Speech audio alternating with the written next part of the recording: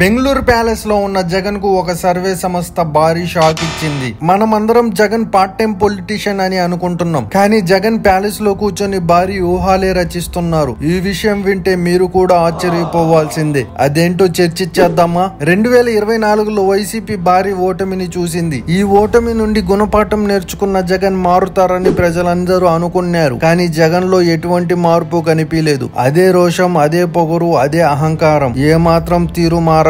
అధికార పక్షంపై విచ్చలవిడిగా నోరు వేసుకుని విరుచుకుపడడం. ఇదే జగన్ కొంప ముంచిందని రియలైజ్ అయ్యారా? అదెలా అయ్యారబ్బా అని అనుకుంటున్నారా? అయితే ఈ స్టోరీ వినాల్సిందే. ప్యాలెస్ లో ఉన్న జగన్ ఒక భారీ ప్లానే రచించారని చెప్పుకోవచ్చు. ఈ 1.5 సంవత్సర కూటమి పాలనపై మరియు తన పార్టీ ఇప్పుడు ఎన్నికలు పెడితే గెలుస్తుందా లేదా అనే దానిపై ఒక సర్వే సంస్థ ద్వారా సర్వే చేయించారు. ఈ సర్వే చూసిన తర్వాత జగన్ కంగు తిన్నారు. అందులో ఏముందబ్బా అని అనుకుంటున్నారా? ఇప్పుడు కాదు, ఇంకో సంవత్సరం తర్వాత ఎన్నికలు పెట్టిన కూటమి విజయం ఖాయం అనే సంకేతాలు ఆ సర్వేలో కనిపించాయి. అంతర్గతంగా వైసీపీ చేయించుకున్న ఈ సర్వే జగన్ లో వణుకు పుట్టించింది.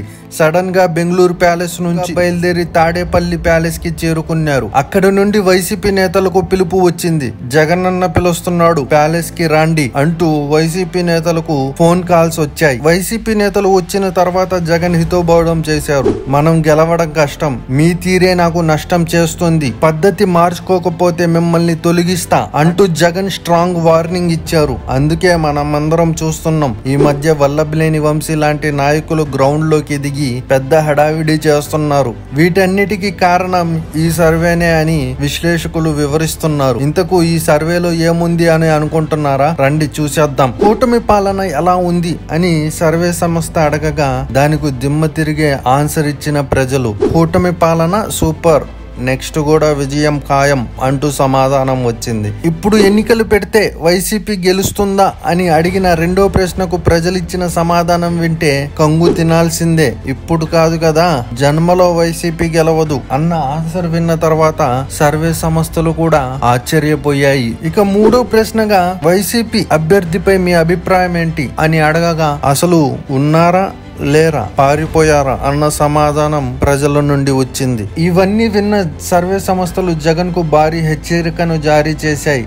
ఇలా అయితే జీవితాంతం ప్రతిపక్షంలోనే ఉండాల్సిందే, నెక్స్ట్ ఎన్నికల్లో కూడా మీకు విజయం దక్కదు అని జగన్ కు సర్వే సంస్థలు హెచ్చరికలు జారీ చేశాయి. దీంతో జగన్ తన రూట్ మార్చాలని నిర్ణయించుకున్నారు. అందుకే బెంగళూరు నుండి తాడేపల్లికి హఠాత్తున బయలుదేరారు. తర్వాత ప్రెస్ మీట్లపై ప్రెస్ మీట్లు, అలాగే వైసీపీ నేతలకు హితోబోధం. అందుకే వైసీపీ నాయకులు టెన్షన్ తో గ్రౌండ్ లోకి దిగారు. అయినా ఫలితం లేదు బాస్. ప్రజల్లో ఒకటే నినాదం, వైసీపీని ఎప్పటికీ గెలిపించాం. మా విశ్లేషణ కనుక మీకు నచ్చినట్టయితే ఒక లైక్ చేసి మీ అభిప్రాయాన్ని కామెంట్ రూపంలో అయితే తెలియచేయండి.